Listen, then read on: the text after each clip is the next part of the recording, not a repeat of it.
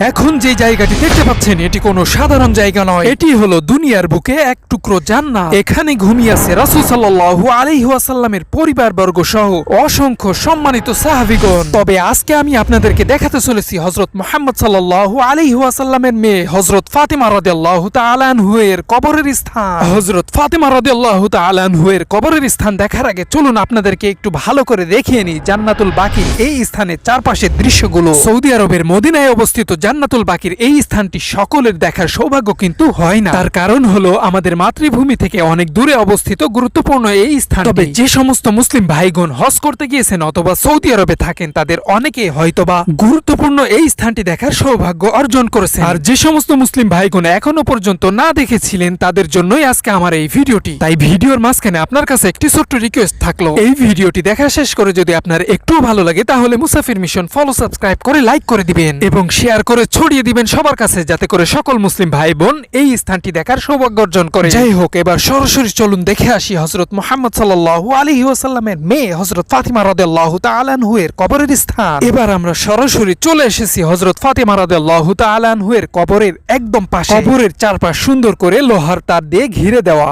আপনি যদি এর চারপাশটা খুব ভালো করে লক্ষ্য করে দেখেন তাহলে দেখবেন এখানে বিভিন্ন পুলিশ পাহারা দিচ্ছে। পুলিশ পাহারা দেওয়ার কারণ হলো এই স্থানের নিরাপত্তা ঠিক রাখার জন্য, এছাড়াও বেশি মানুষজন যেন এখানে ভিড় না করতে পারে সেটা কন্ট্রোল করার জন্য। হযরত ফাতিমা রাদিয়াল্লাহু তাআলা আনহা রাসূল সাল্লাল্লাহু আলাইহি ওয়াসাল্লামের মেয়ে হওয়া সত্ত্বেও জীবনে অনেক কষ্ট করেছেন। তিনি দুনিয়াতে খুব সাধারণভাবে জীবন যাপন করেছেন। চলুন আপনাদেরকে আরেকটু কাছ থেকে জুম করে কবরের এই স্থানটি ভালো করে দেখানোর চেষ্টা করি। হযরত ফাতিমা রাদিয়াল্লাহু তাআলা আনহার জীবনের ইতিহাস এবং তার মর্যাদা সম্পর্কে আপনারা সকলেই অবগত রয়েছেন। তিনি ছিলেন শেষ নবী হযরত মুহাম্মদ সাল্লাল্লাহু আলাইহি ওয়াসাল্লামের মেয়ে। তিনি ছিলেন ইসলামের চতুর্থ খলিফা হযরত আলী রাদিয়াল্লাহু তাআলা আনহু এর স্ত্রী। এছাড়াও তিনি ছিলেন হযরত হাসান হুসাইন রাদিয়াল্লাহু তাআলা আনহু এর মা। এত সম্মানিত একজন নারী হয়েও তার জীবনটা কতটা সাধারণ ছিল তার জীবনের ইতিহাস পড়লেই বুঝতে পারবেন।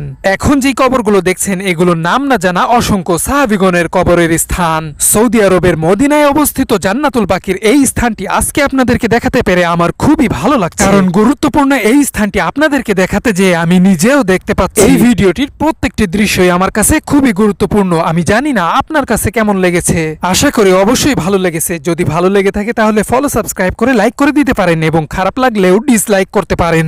আর যে সমস্ত মুসলিম ভাই বোন এখনো পর্যন্ত হজ করতে পারেননি, আল্লাহ তাআলার কাছে সকলের জন্য দোয়া রইল আল্লাহ তাআলা যেন আপনাদেরকে হজ করার মাধ্যমে ইসলামের বিভিন্ন গুরুত্বপূর্ণ স্থানগুলো দেখার তৌফিক দান করেন। সকলের জন্য দোয়া করে এবং দোয়া চেয়ে বিদায় নিচ্ছি আজকের মতো। আসসালামু আলাইকুম ওয়া রাহমাতুল্লাহ।